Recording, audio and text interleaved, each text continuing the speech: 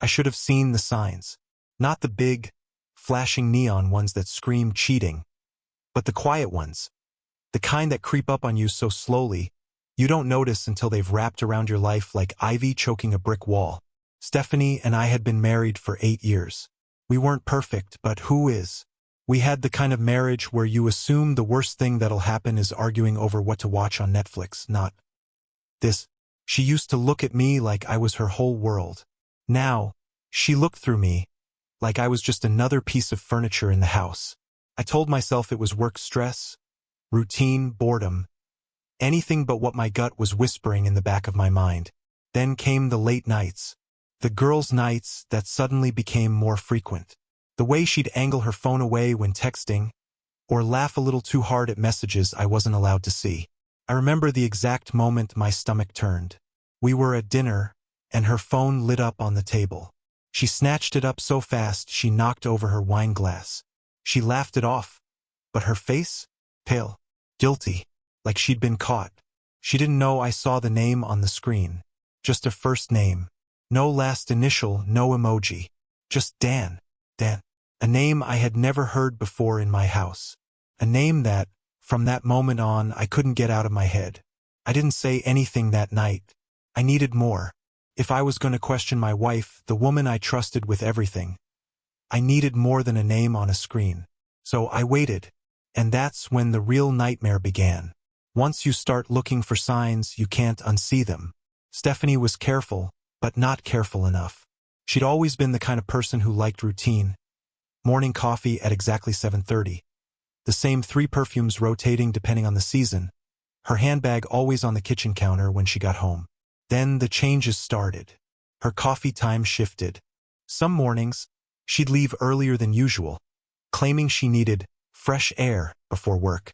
Other days, she'd linger in bed, glued to her phone before finally rolling out with a sigh, as if waking up next to me was a burden. Her perfumes changed too. Not the ones she owned, the ones she came home smelling like. And then there was the handbag. One night, I walked into the kitchen after she'd just gotten home, and it wasn't on the counter. Instead, it was zipped up tight in our bedroom closet. I casually asked her about it, and she barely looked up from her phone. Just getting organized, she said. Stephanie wasn't the organized type. At first, I felt crazy for noticing these things. I wasn't the jealous husband. I'd never needed to be. But that name, Dan, was stuck in my head like a splinter, and the more I watched, the more the pieces didn't fit.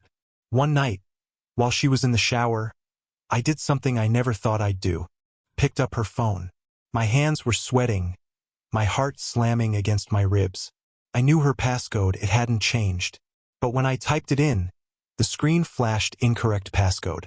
She changed it. I put the phone back exactly how I found it and left the room. That was my answer. If there was nothing to hide, why change it? I could have confronted her right then, but I wasn't ready. I needed something real. I needed proof. So I waited, and a few days later, proof fell right into my hands. I wasn't sleeping much by this point. Every time Stephanie left the house, I wondered where she was really going. Every time she smiled at me, I wondered if it was forced. Every time she touched her phone, I felt like a stranger in my own home. But proof, that was what I needed. And I got it in the most unexpected way. It was a Saturday afternoon. She was in the shower again, and I was in the living room pretending to watch TV. That's when I heard the vibration. A low hum from the kitchen counter. Her work phone. Stephanie had a personal phone, the one with the changed passcode, but she also had a company-issued one that she rarely used. I figured she'd forgotten to switch notifications off. I walked over and glanced at the screen. A single message preview. Dan. Can't stop thinking about last night. My stomach dropped.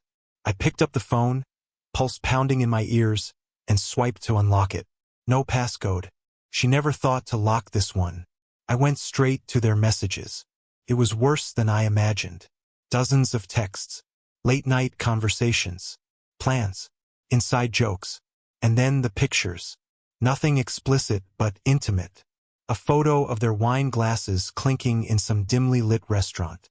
A blurry selfie of her, smiling. Smiling in a way I hadn't seen in months. And the worst part?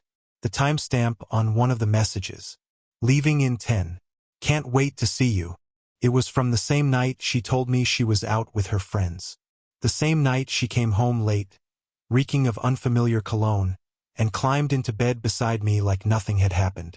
I don't know how long I stood there, staring at that screen. My hands were shaking. My breath felt too shallow, like the walls were closing in.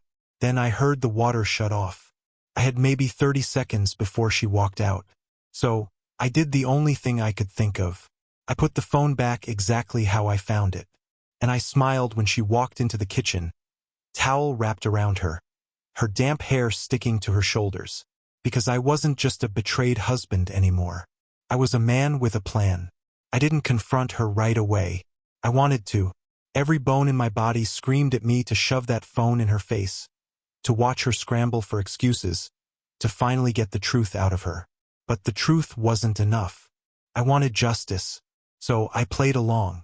That evening, I kissed her on the cheek when she walked past, asked her how her day was, watched as she lied through her teeth about some made-up office drama, oblivious to the fact that I knew everything. I had to be careful. If I gave anything away, she'd start covering her tracks. I needed her to think I was clueless. Over the next few days, I gathered what I needed. I took screenshots of their messages and emailed them to myself from her work phone when she wasn't looking. I started checking our bank statements, too. Turns out, she wasn't even trying to hide it. Fancy restaurants, hotel charges, all under her card. She must have assumed I'd never look. And then, I found something that made my blood run cold. A legal consultation fee. At first, I thought it was just a random charge. But I looked up the name of the firm, and sure enough, divorce attorneys. Stephanie wasn't just cheating. She was planning her exit. And she hadn't said a word to me. That's when I realized she was probably trying to set herself up first. Lining up her affair, securing her finances, getting everything in order before blindsiding me with papers. I had two options. I could wait for her to drop the bomb, or I could flip the whole situation on its head. I chose the latter. The moment I saw that legal consultation charge, everything clicked into place. Stephanie wasn't just having an affair. She was strategizing. She was trying to set herself up for a smooth exit, probably hoping to keep as much of our assets as possible while moving seamlessly into her new life with Dan. She thought she had control. She had no idea I was about to take it all away. I spent the next week quietly shifting things in my favor. I met with a divorce attorney of my own, a damn good one. I made sure to protect my assets, freezing joint accounts before she could drain them and moving my personal savings into a separate, untouchable account. Then I did something a little more calculated. Stephanie had no clue that, years ago, when we first moved in together, I put the house entirely in my name. She contributed, of course, but legally, it was mine. She never even questioned it. I made sure to confirm that in my meeting with my lawyer. Then I waited. And sure enough, just a few days later, she made her move. It was a Wednesday evening. She walked into the house looking unusually nervous, her hands fidgeting at her sides. "I need to talk to you," she said. I nodded like I had no idea what was coming. She sat across from me at the dining table, took a deep breath, and dropped the words she had probably rehearsed 100 times in her head. "I want a divorce." I didn't ask why. I didn't cry. I didn't beg. I just smiled. Okay. That threw her off. I could see it in her eyes. She expected shock, outrage, maybe even an argument. But all she got was calm acceptance. Her mouth opened slightly, like she wanted to say something, but no words came out. I could practically hear the gears turning in her head. This wasn't how it was supposed to go. She blinked, regaining composure. I think it's for the best. We've grown apart and I don't want to keep pretending." I nodded. "I understand." Silence. Then she cleared her throat and tried again. "I was thinking we could be civil about it. Split things fairly. I'd like to keep the house, for stability, you know?" That's when I nearly laughed. She thought she could take my house. I leaned forward, resting my arms on the table. "That's not going to happen." Stephanie frowned. "What do you mean?" I pulled out a folder and slid it across the table. "I already met with a lawyer. The house is in my name. You don't get to keep it. Her face drained of color. What? You're free to leave, of course, I said, keeping my voice light. But you're not taking my house. And as for our finances, well, I've already separated my accounts. You'll need to figure things out on your own. The look on her face was priceless. She had walked into this conversation thinking she had the upper hand. Now she was realizing she had nothing. Her mouth opened, then closed. Then, for the first time in weeks, maybe months, she really looked at me. You were expecting this? She whispered. I smiled again. Of course I was. I could see the panic setting in. This wasn't going according to her plan. And I wasn't done yet. Stephanie sat there, frozen. I could almost hear her mind scrambling, trying to salvage her plan. She had walked into this thinking she had the perfect exit strategy. Divorce me, keep the house, maybe even push for some financial support while she started her new life with Dan. But now, she was staring at the reality she never saw coming. You can't do this, she finally said, her voice a mix of disbelief and frustration. I leaned back in my chair, completely calm. I already did. Her hands curled into fists on the table. I don't have anywhere to go. Not my problem. But I didn't say that out loud. I just gave a small shrug. You'll figure it out. You seemed pretty confident about this divorce before. I assumed you had a plan. She stared at me, jaw clenched. Then, almost as if on cue, her phone vibrated. We both glanced at it. Dan. She snatched it up so fast it was almost funny. Her face flushed as she turned the screen away from me, as if she could still pretend there was nothing going on. But I wasn't interested in playing along anymore. I let out a short chuckle. You don't have anywhere to go? What about him? I nodded toward the phone in her hand. She looked like she'd been slapped. Her lips parted slightly, but she didn't deny it. She couldn't deny it. That's what I thought, I said. She inhaled sharply, trying to gather herself. I never meant to hurt you. She trailed off, shaking her head. This isn't fair. Fair? That was the moment I felt any last bit of sympathy for her snap like a dry twig. I stood up, pushing my chair back slowly. You're right. It's not fair. But not for the reason you think. She flinched slightly but kept her chin up. So what now? You just throw me out. I pretended to think about it for a second. Well, legally, I could have you move out immediately. But I'm not completely heartless. I'll give you a week to figure out your living situation. She blinked. A week? 7 days, I confirmed. Then I want you gone. Her breath hitched. You're serious. As serious as you were when you went behind my back. Silence stretched between us. She was realizing just how badly she had miscalculated.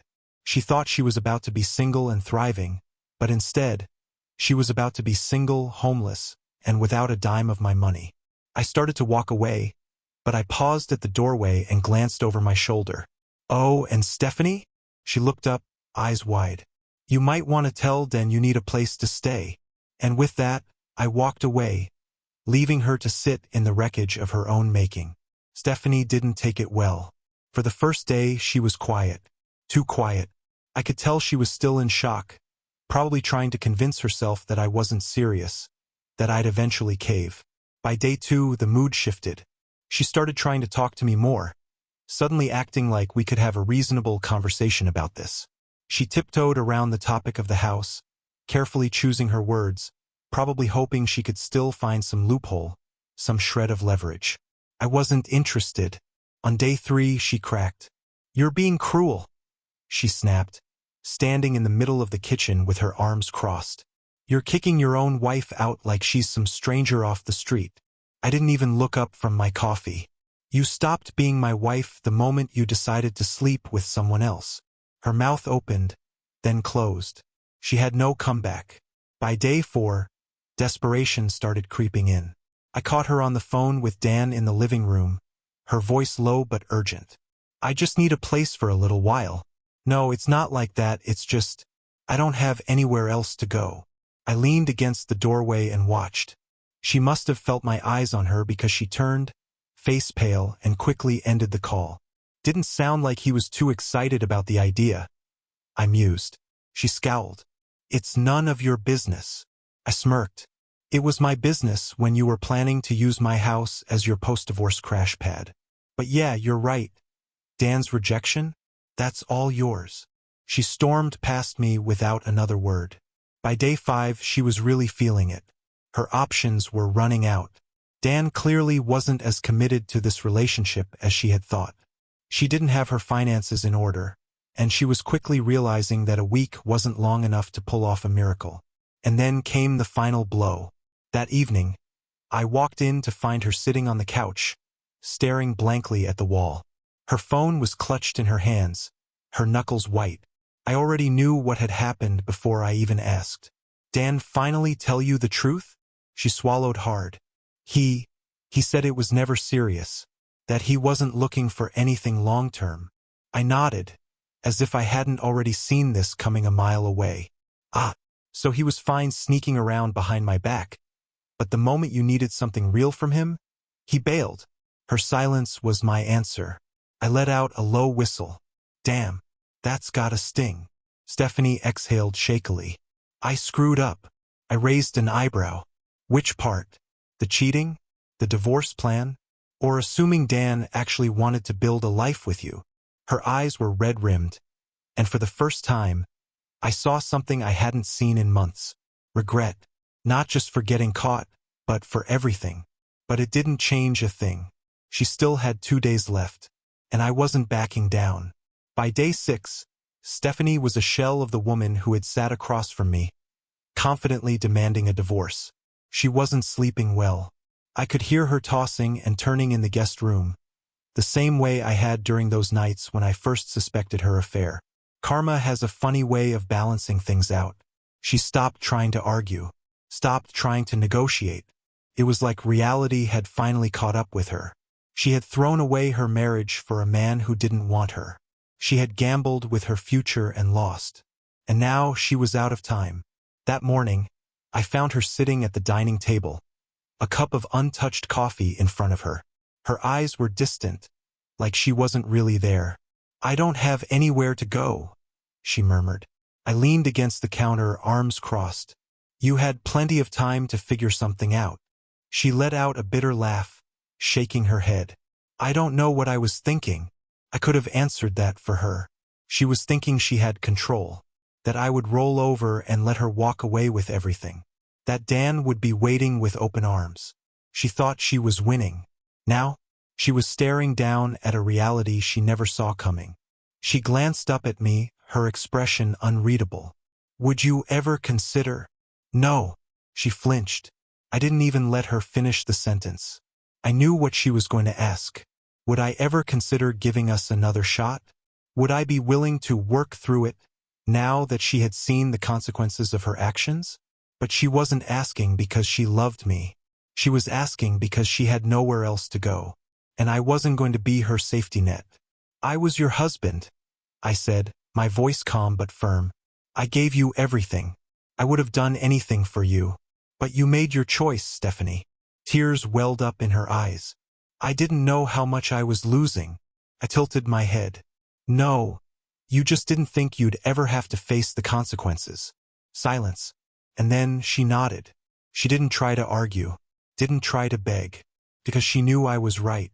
She stood up slowly, wiping at her eyes. I'll be out by tomorrow. For the first time in weeks, I believed her, and I felt something I hadn't expected. Relief. The next morning, I woke up to the sound of boxes being shuffled across the hardwood floor. Stephanie was packing. I didn't offer to help. I didn't say anything at all. I just poured myself a cup of coffee and leaned against the kitchen counter, watching as she moved back and forth, gathering the remnants of her life from our house, my house. She looked different. Not the confident woman who had planned to walk away on her own terms. Not the guilty wife who had been caught. Just lost. She barely had any real boxes, just 2 suitcases and a few bags filled with whatever she could carry. Everything else? Mine. The house, the stability, the life she once had. The life she threw away. A part of me wondered if she was expecting some last-minute change of heart from me. If she thought I'd crumble at the sight of her packing up her things, maybe offer her a second chance. If she did, she was wrong. By noon, she stood by the front door, gripping the handle of her suitcase. She hesitated, like she wanted to say something. I waited. Finally, she let out a shaky breath. "I don't deserve your forgiveness." I nodded. "No, you don't." Her lips trembled, and for a second, I thought she might cry.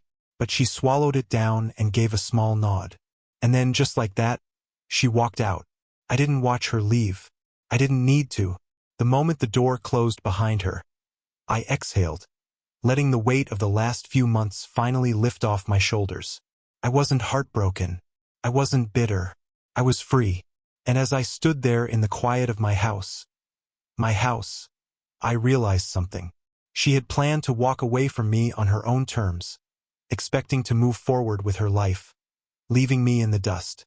Instead, I was the one standing tall, untouched by the wreckage, and she was the one left picking up the pieces. The only person she tricked was herself.